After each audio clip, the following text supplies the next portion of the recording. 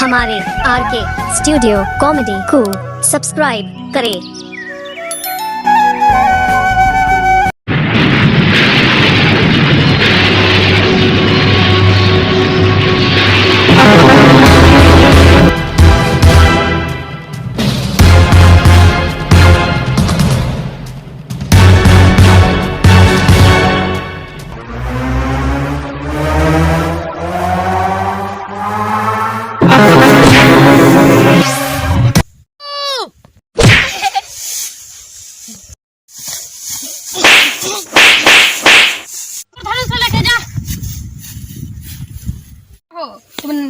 तुम लड़े हो कि मोर साथ लड़े आई हो?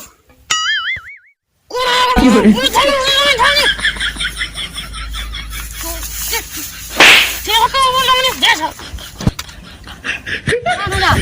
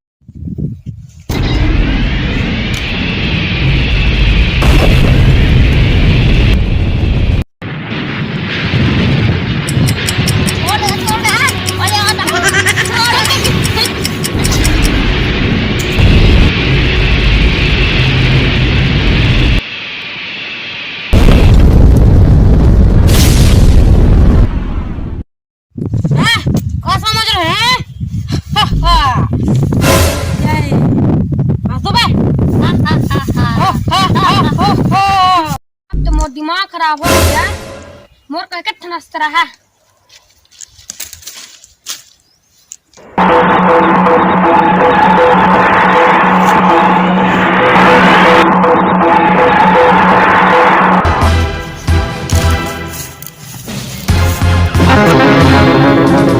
चक्रा वापस आ जा।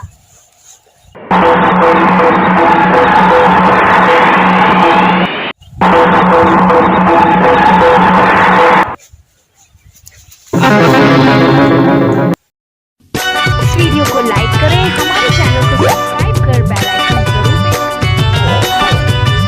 Subscribe now and press the bell icon. Never miss an update.